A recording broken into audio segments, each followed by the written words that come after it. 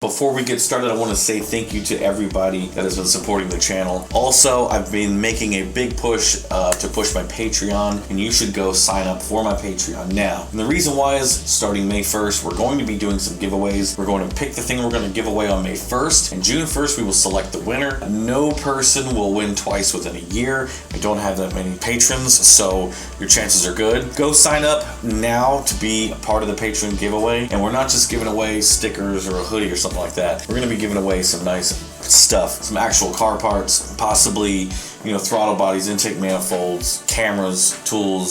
So stay tuned for that, sign up, and let's get into the video.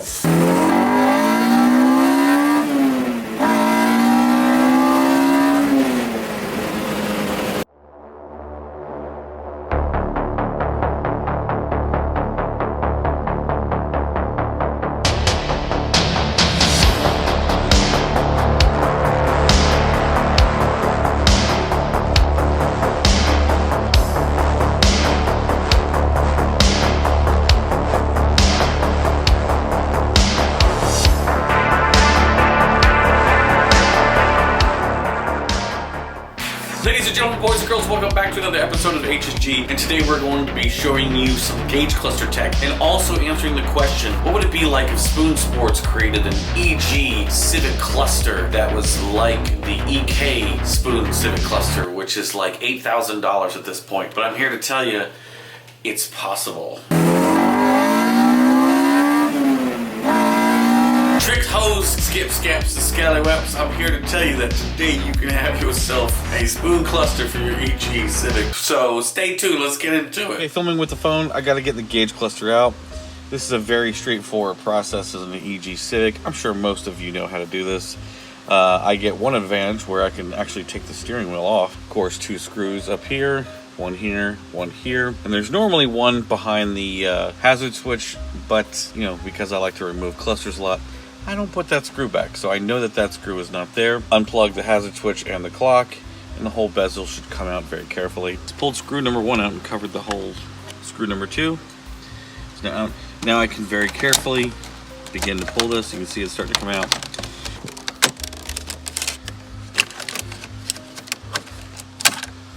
And here we go. Alright, so gauge cluster here. We're going to pull this gauge cluster out. I'm just so excited about this. Screw number 1. Screw number 2. Alright, got all the screws out. Now the cluster should come out. Unplug 1. Unplug number 2. And then we have our cluster. Let's go have some fun with it.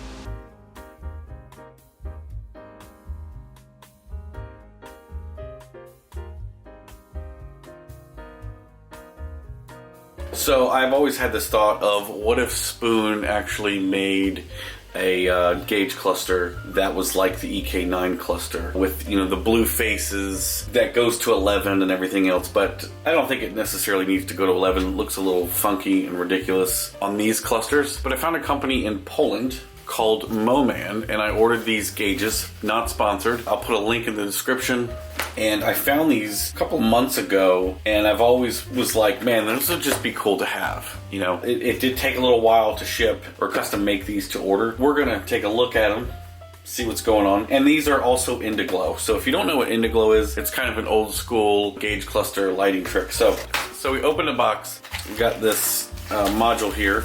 I will say that it was packaged a little bit better. I opened it and try to put everything back in. We have this module that plugs up to the car, and then this plugs up to the gauges, lighting them up. That's later of an install, so we'll go ahead and put those to the side. What we're interested in are the gauges at this point. So I'm gonna take them out. So the first one is the TAC, and I gotta say that these things look phenomenal. They really do. They're quite impressive. Next up is the miles per hour. The funny thing about this, if you notice, it goes to 220, and you look at the kilometers on the US gauge cluster, it actually is correct, even though you're going to be reading in kilometers, but it's the proper kilometer setting as opposed to my other gauge cluster, which I'll show you in a second. And then, of course, last but not least, the fuel and temp.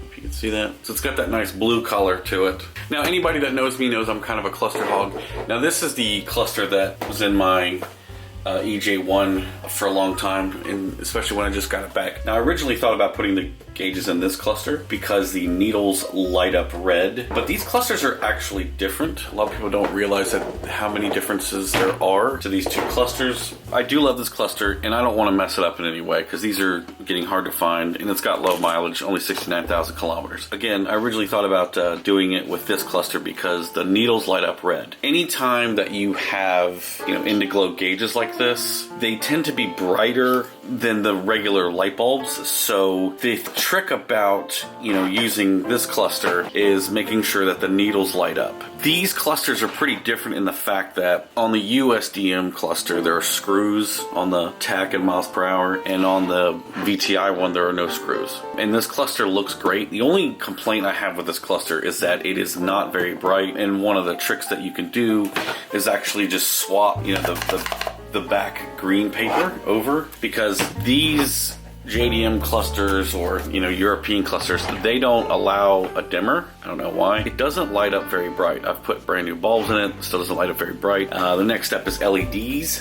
However, this cluster lights up amber. It's really hard to get the right color for amber, so I'm definitely going to put LEDs in this thing. Blah blah blah blah. It's enough of this cluster. Now back to this cluster at hand. These gauges essentially are made for the USDM cluster, not only with the miles per hour, but the fact that the tach and miles per hour have the screw holes. They do actually have a couple other options when you order them. This hole they can make a little smaller and tighter, but they make it bigger so you can just slip it off the needles. You don't have to remove the needles. I'm going to show you how to do that. One of the other things that's different about these gauge clusters is that the gauges themselves actually sit lower, and there's actually a lighting ring to light up the needles. And that's kind of the thing here that has always been the trouble with these clusters. I have LEDs on the way. They didn't show up in time for this video, but I'm hoping it will definitely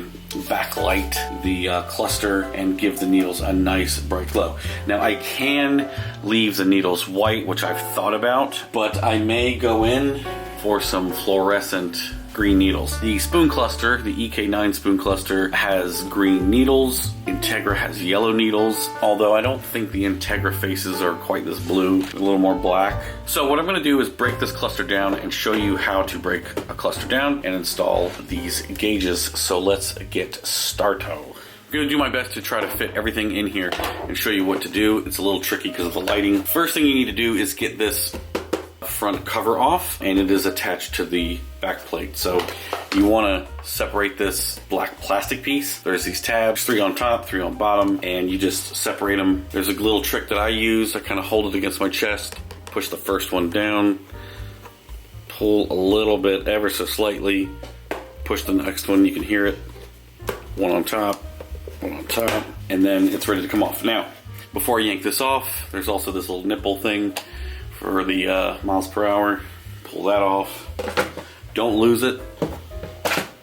And then it separates just like that. Ta-da! Now, this is what I was saying. The USDM cluster on the back side has these lighting rings. Like I said, these gauges actually sit a little lower in here, and these lighting rings provide light to the needle. One of the reasons I may use the fluorescent light on the needles, which I think I'm going to do, is to try to brighten those needles up.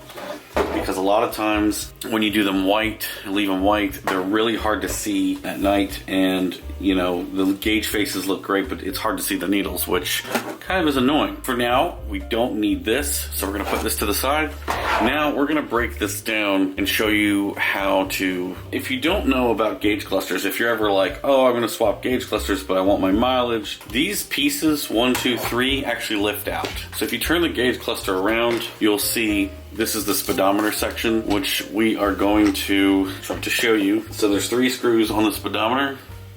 1, 2, and 3. And the main thing, I'm going to tell you this as of right now, be very delicate with these. Especially when reinstalling them, do not over tighten these screws. Get them right at snug. They do not need to be tight, because what can happen is if you over tighten them, you'll break the tiny little leads on the inside of them, and then your gauge won't work, which is really annoying. You don't want to break your gauge cluster, that's not the goal. I'm gonna go ahead, I've got the 3 screws out, I've got my thumb on the miles per hour here. Now it can just lift out. Now be very careful. Put this to the side, and now do the same, the tack and the gas and temp. The gas and temp has 3 on each side. The tack has 3. 1, 2, 3. I'm gonna go ahead and break these down. We'll speed it up.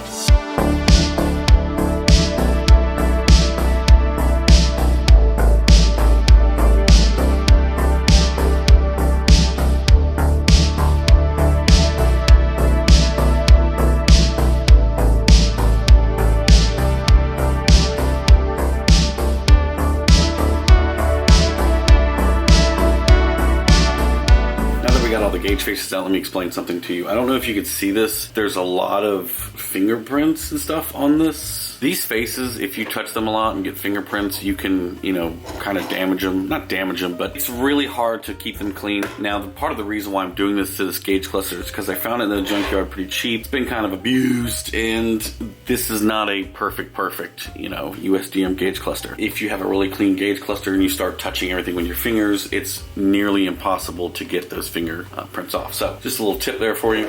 There's actually 2 more steps that we're going to do with this gauge cluster. Obviously, these gauge faces go in here, and we've got this wire, but either some people will tend to drill holes in the cluster, but we don't need to do that. If you notice here, this is your SRS light here. A lot of people don't use it, don't have SRS. So if you flip the cluster over, you'll notice this little tab right here. So you can push that tab, and then this piece will slide out. Gives you a nice hole right there that you can put the wires through. If you want to keep your SRS light, there's one more you can do. The cruise control, you gotta take these 2 screws out right here, because in my car we're not using cruise control or SRS.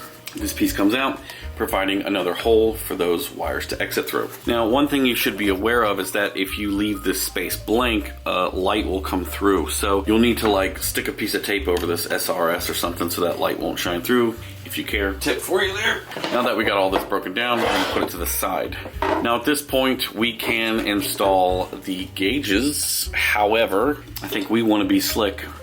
Paint the needles, just go 1 step further for a custom job. So I'll be right back after we tape all these up and spray. Big long process. So this should be pretty self-explanatory. This is a very tricky job. I don't really suggest this, but you know what you want to do is actually get the flat edge of the tape up against the needle.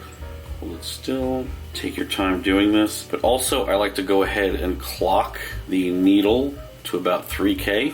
There's a reason for that. It doesn't let the needle go anywhere. Just gonna continue to tape and then just very carefully tape over everything I need to. Take your time and also realize that you gotta be careful because paint can get in areas you do not want it to get. So you want as clean lines as possible. And this is one of those things that you want to take your time, and I'll meet you back here once I've got all this done up. So this is the tack, and I've done the best job that I can do taping up every square area that I can. And I've actually double taped the sides here. And one of the tricks I like to do is just take a screwdriver and just lay it down. You know, so it's nice and flat and everything's kind of touching. So also the needle is not moving, it's not going anywhere. It's funny that I have green tape to do this. Okay, so I'm going to be using some Krylon fluorescent paint. However, I have tested this out on something that's white and it comes out pretty yellow. But you know, for a spoon cluster, we kind of want them a little green, but we also want these needles to be seen. So I have done them in the past where they're green and it's too dark. So I've actually got a little bit of silver paint here. And when this lays over silver, it's still bright and yellowish, but it's got a darker green tint to it. So I'm going to lightly do one little spray of silver on the needle before I go green. So yeah, I'm gonna go ahead and get everything else taped up and ready to go. Okay, so we are ready to go with painting these needles. Obviously I got the faces taped up, but on the needles I've got them double taped. And again, I just used a screwdriver to just really get a sharp line. I don't know if you can really see it. I've got all the needles double taped against the edges. Hopefully I can get a nice clean spray on these. Now some people like to use like model glue with a brush, but the problem that I've seen with that is that it shows the brush strokes. Spray paint actually has a nice flatter, more uniform finish. And the key to this is very light coats. Do not put a heavy coat because obviously it'll be thicker and it can actually weigh the needle down a little bit. That's not the main concern. The main concern is you just want them to look right, and the key is just do not go heavy. So again, I'm gonna spray it with a silver first and then the fluorescent yellow so that it ends up green, and we should be good to go. I'm gonna go outside and spray these bad boys. Okay, these have been sprayed. You might be able to see some of the silver overspray, but this is looking like the perfect shade of neon green. That should stick out. It's not neon yellow, it's green, it's got a nice tinge to it. That should reflect nice against the blue. Looking good. I'm gonna let these dry and then start to pull the tape off.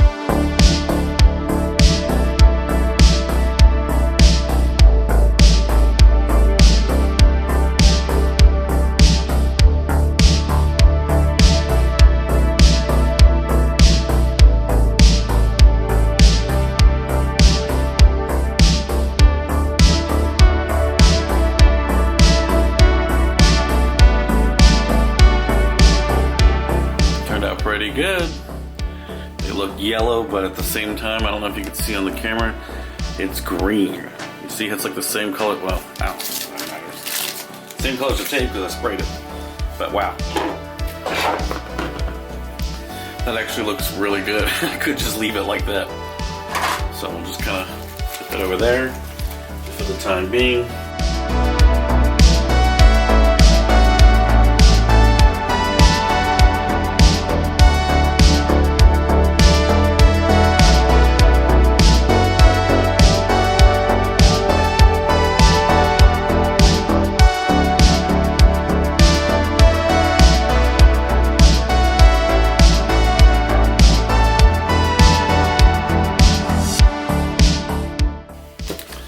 Beautiful.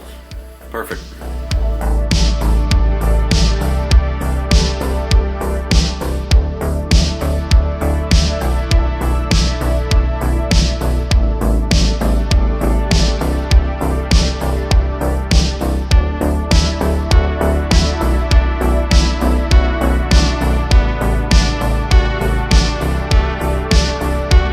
Ta-da!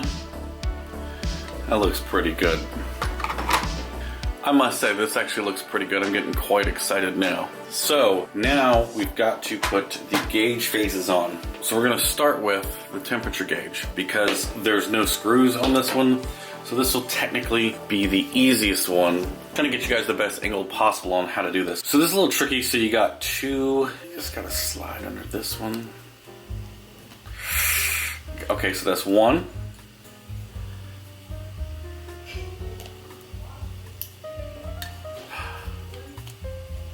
And that's two. So now that we got this on, this one doesn't have any screws to hold in place, so we need to kind of fish the wire. Let me go in there. Alright, we can kind of see that right there. We're going to go underneath here, flatten this out on the side, get it to sit down. Now this is kind of tricky. I don't know if you can see this in here, but right in there, the wire's kind of fighting us a little bit, but don't worry. I'm just going to lift it out. Alright, so I got a flat head just to kind of push the wire in there, just to get it to flatten out. Okay, now that we got it sitting in here, I want to very carefully flip it over there while holding it. Go ahead and try to get these screws very carefully hand threaded. The key is hand threaded into the gauges. The trick, again, when you're placing these screws in here, the word to use is snug. not tight. You do not want to over tighten these, especially on the gas and temperature gauges, because they will snap the little leads inside. And they are so thin, they're just one single copper lead. And by the way, if you're ever confused on what is what, it actually says on the back of the cluster, it actually says positive, negative temp, positive, negative fuel. If you want to actually trace these down, you can actually follow this line. Fuel goes around all the way over to here. Now the thing to keep in mind is that through these little pins right here, this thing will actually push it down, flatten out. As you could tell, like I'm just looking at it now and getting the first good look of just how good this green looks against this blue. It is, oh, it's phenomenal. I'm really excited about it now. Next up, miles per hour. I'm gonna push this guy back here. Now this is a bit trickier. This is where things start to get a little bit dicey, because we've got to take these screws out. And the main thing is when you take these screws out, the face wants to jiggle everywhere and the needle wants to jump everywhere, and it's very important that you don't do that. So I'm going to remove screw number 1, screw number 2. Again, this is where it gets dicey. So we're going to put that thing just over the needle.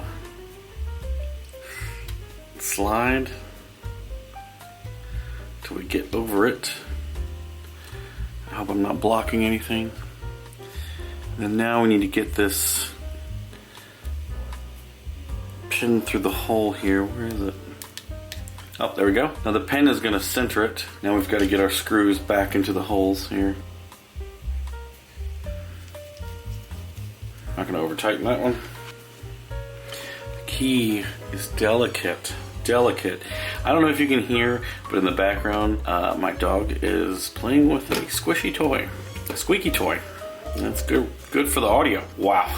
Oh my gosh. Oh my gosh. Oh my gosh. I just said oh my gosh. That is looking phenomenal, son. Phenomenal. Again, I'm gonna try to put this wire through this open hole back here. Let that go through. Let that drop in. Hold with your thumb here, my little green thumb. One screw in. I don't know if you can see it.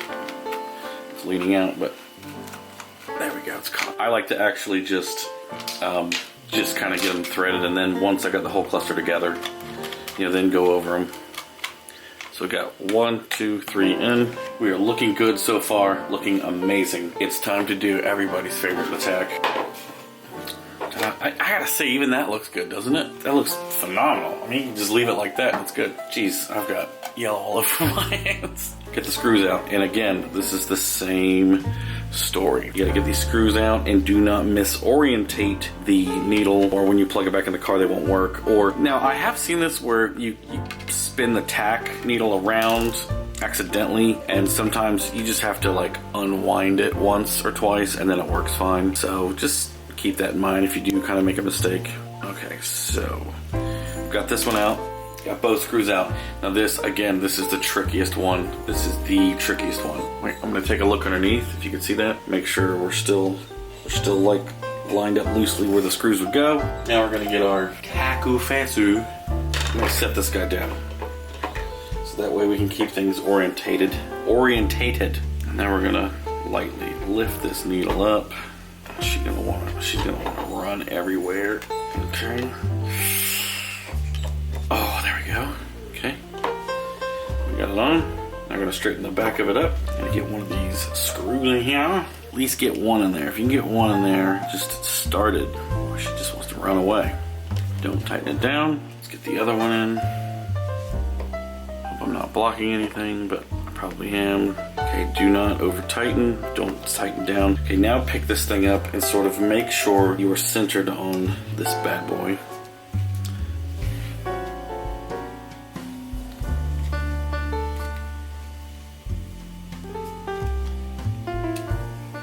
Oh, we are looking good. That is amazing. We are looking so gorgeous. Here, this is gonna be a little bit tricky because we went ahead and put the miles per hour in. We're gonna feed this wire through the hole, pull it through. We're gonna need to kind of get it down in the slots here.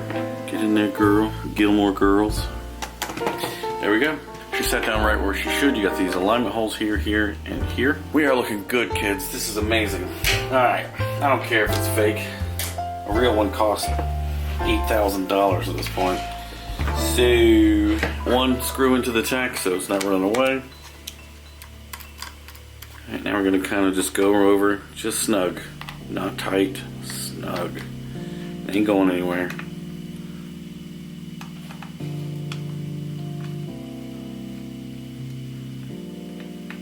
It is looking phenomenal. Now for the moment of truth. Main thing is to make sure that this thing is still positioned where it should be.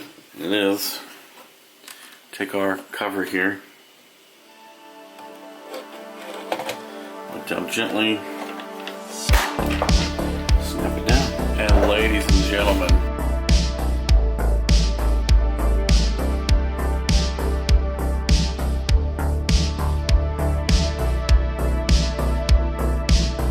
I mean, that looks phenomenal right there, buddy.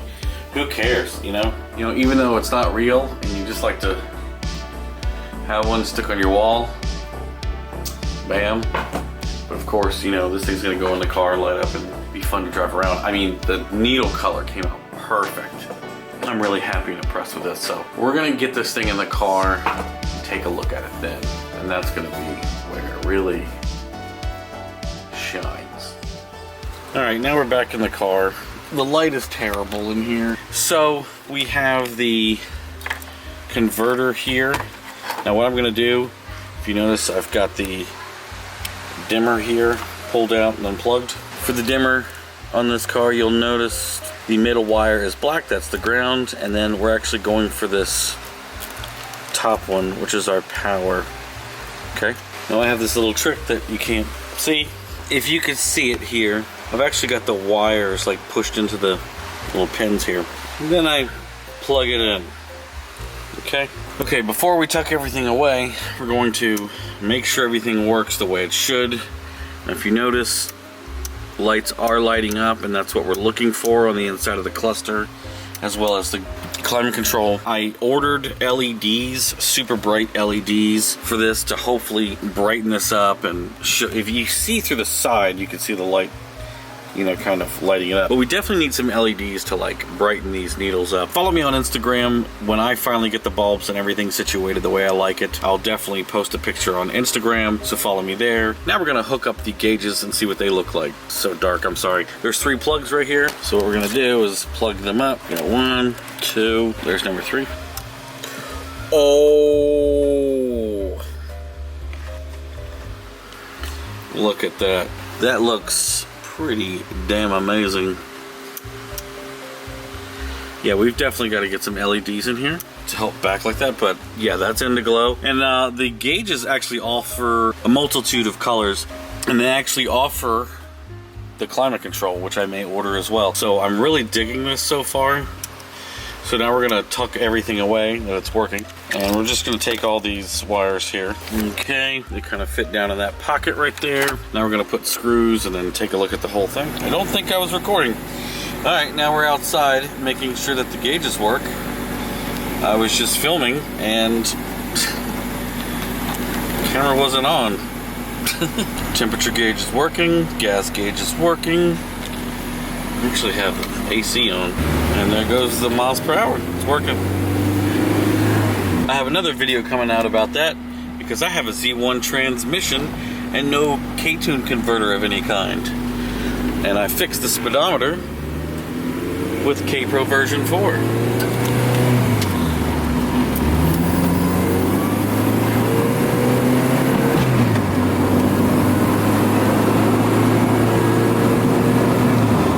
Wow, this looks amazing. My thumb is so green from painting the needles.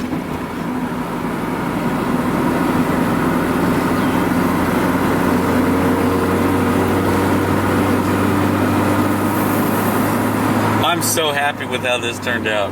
It looks so good.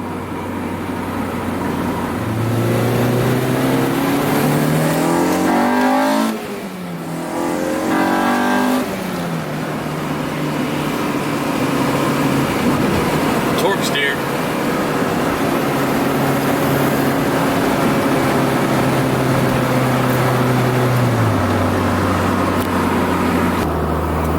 Cluster looks amazing.